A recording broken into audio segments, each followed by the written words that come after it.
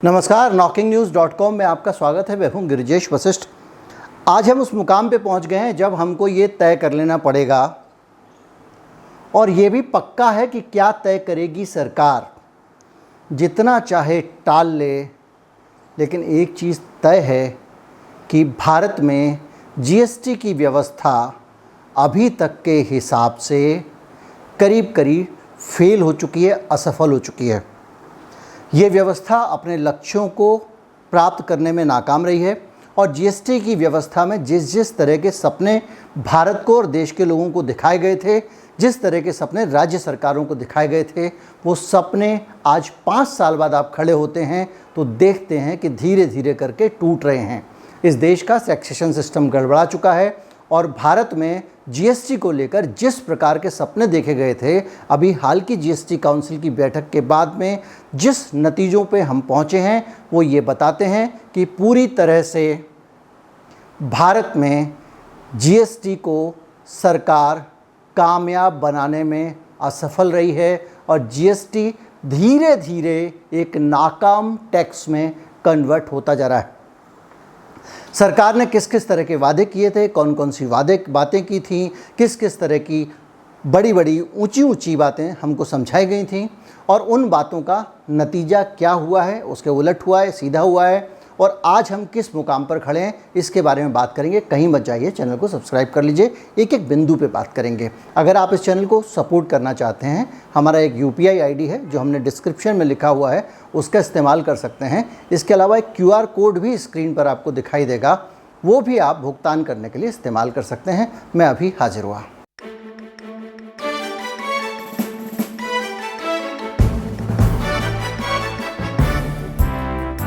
एक एक करके अगर हम आगे बढ़ें तो वित्त मंत्री उस वक़्त अरुण जेटली थे।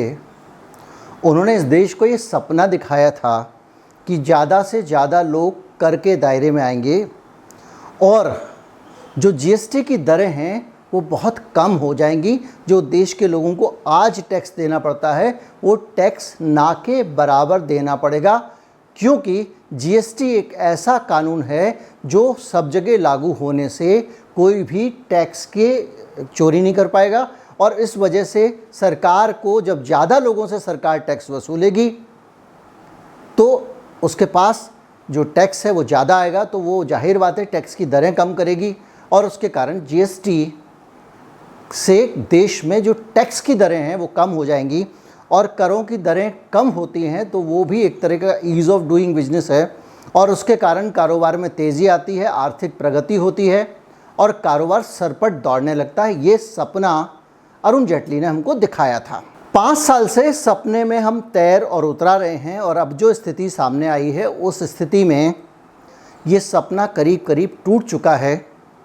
और हमको आज हालत ये है कि जितनी चीज़ों के दाम इस बार की जीएसटी काउंसिल की बैठक में बढ़े हैं वो किसी भी आम बजट से ज़्यादा हैं।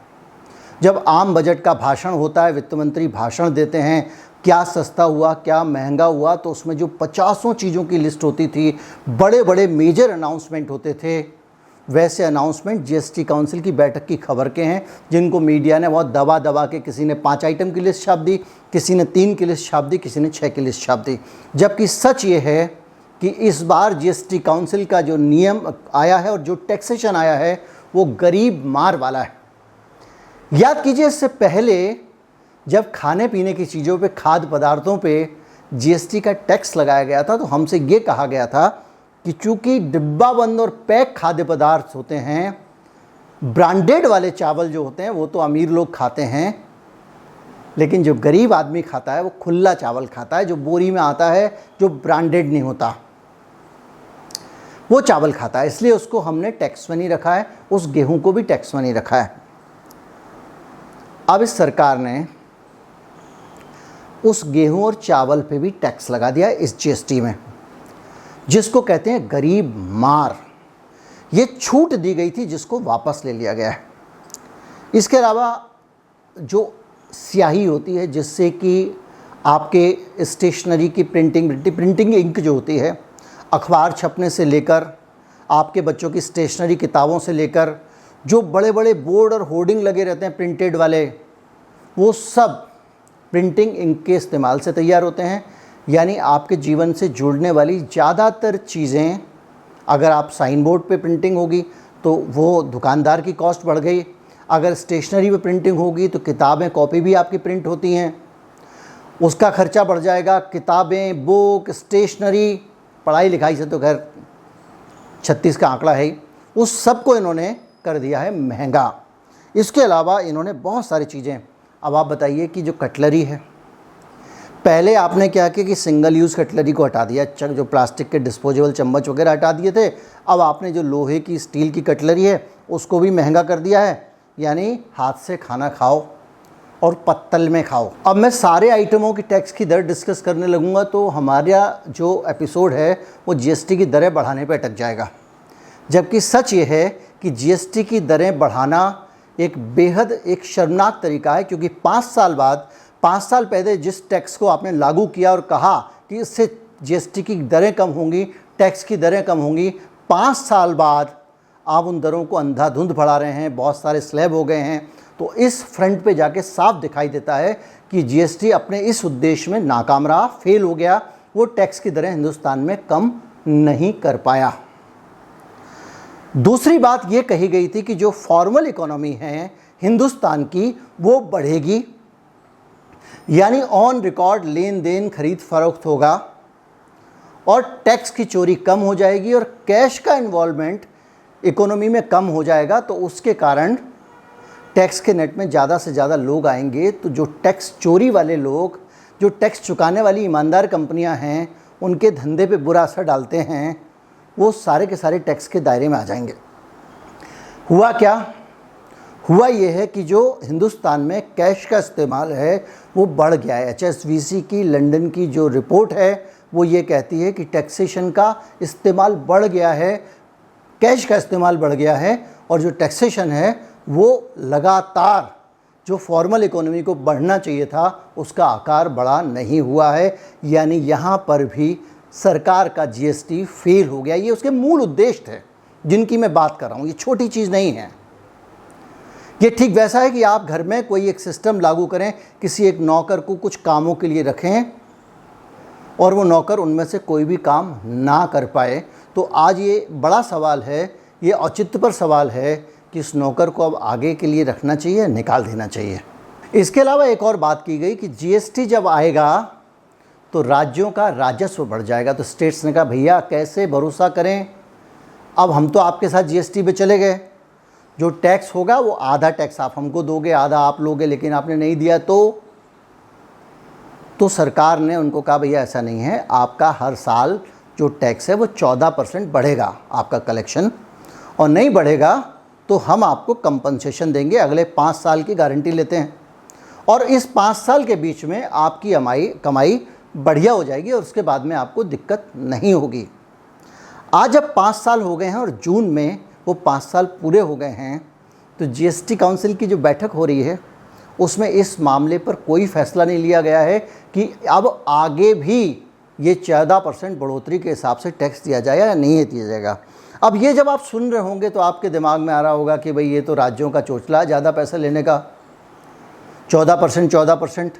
अरे बहुत ज़्यादा कमा रहे होंगे, लेकिन एक आंकड़ा है और एक सच्चाई है, और वो सच्चाई कहती है कि भारत में ज़्यादातर राज्य जीएसटी का जो कंपनसेशन है उसको लेने के इसलिए पात्र हैं कि उनको जितना टैक्स मिलना चाहिए जीएसटी के ज़रिए वो उनको नहीं मिल रहा है।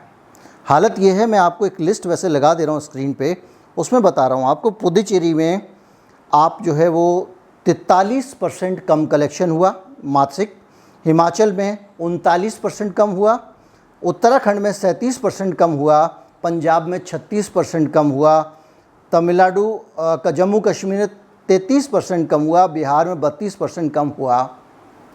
यानी हर राज्य में जो एक जीएसटी का आपने लोगों को लुभावना वादा दिया था कि आपकी जो ग्रोथ होगी 14% के हिसाब से इतना पैसा मिलेगा, नहीं मिला तो हम देंगे, वो पैसा लोगों को मिल ही नहीं पा रहा है क्योंकि उतने पैसे का कलेक्शन नहीं हो रहा है।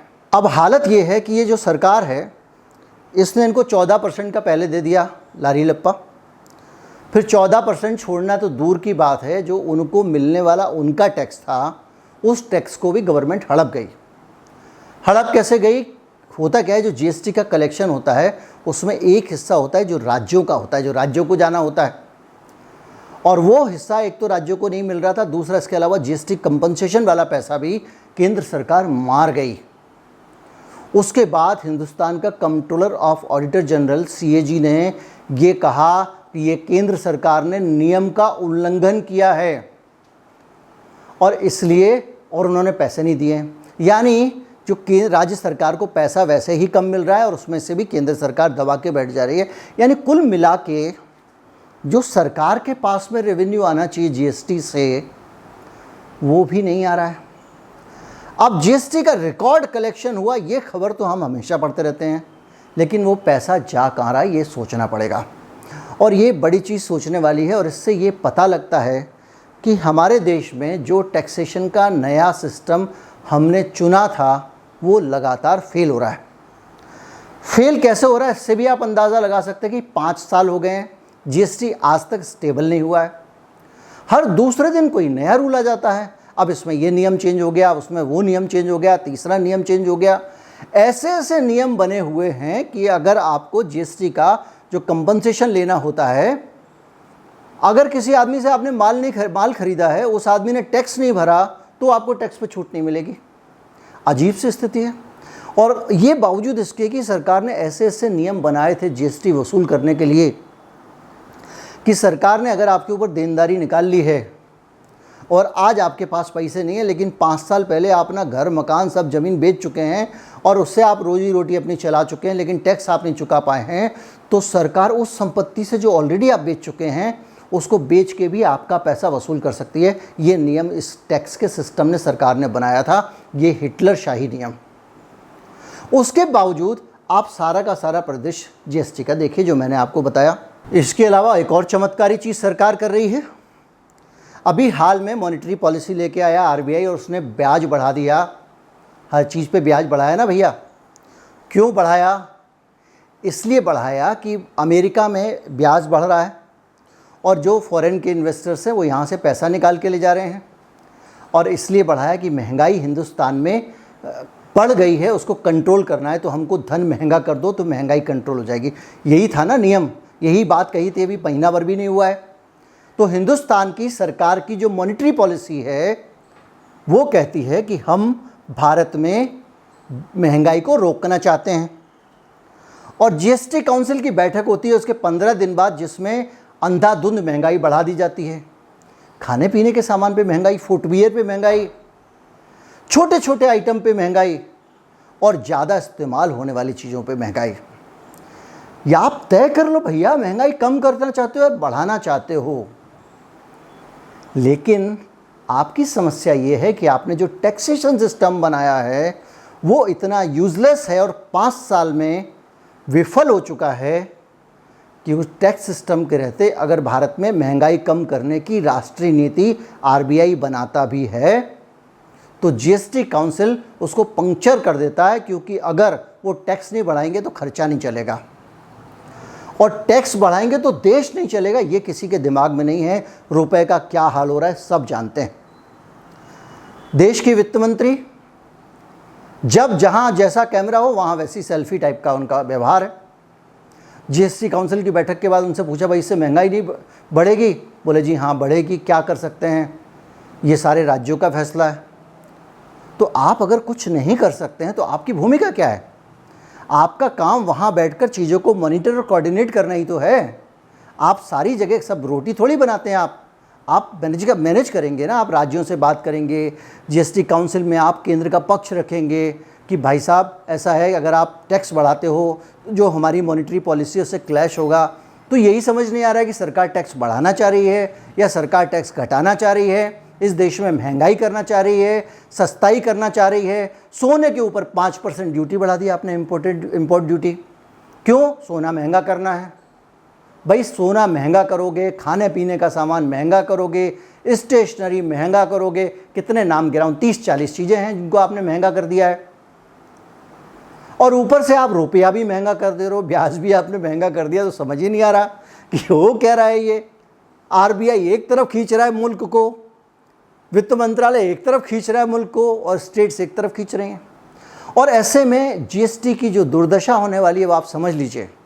अगर आपने जीएसटी कंपनसेशन नहीं दिया और जिस तरह से जो अंडर रिकवरी चल रहा है लगातार, हर राज्यों के पास में पैसे की कमी है, जैसा मैंने आपको बताया, उस दशा में आपको पांडिचेरी से लेके हिमाचल, उत्तराखंड, पंजाब, जम्मू कश्मीर, बिहार, छत्तीसगढ़, उड़ीसा, मेघालय, त्रिपुरा, झारखंड, मध्य प्रदेश, गोवा, कर्नाटक, राजस्थान, हरियाणा, असम, केरला, गुजरात, वेस्ट बंगाल, उत्तर प्रदेश, दिल्ली, नागालैंड, सिक्किम, तेलंगाना, आंध्र प्रदेश, तमिलनाडु और महाराष्ट्र, ये सब राज्य ऐसे हैं जिनको कि पर्याप्त टैक्स नहीं मिल पा रहा है। और जिनको पर्याप्त टैक्स मिल पा रहा है उन राज्यों में केवल 3 राज्य दिखाई देते हैं, मणिपुर, मिजोरम और अरुणाचल प्रदेश।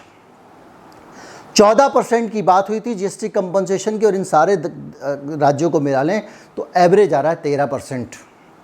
और आप अगर ये अंडर रिकवरी का भी हिसाब देखें तो आप ऐसा भेदभाव इस फेडरल देश में कैसे कर सकते हैं कि महाराष्ट्र को आप 2% का नुकसान पहुंचाएंगे और 43% का नुकसान आप पुदुचेरी को पहुंचाएंगे।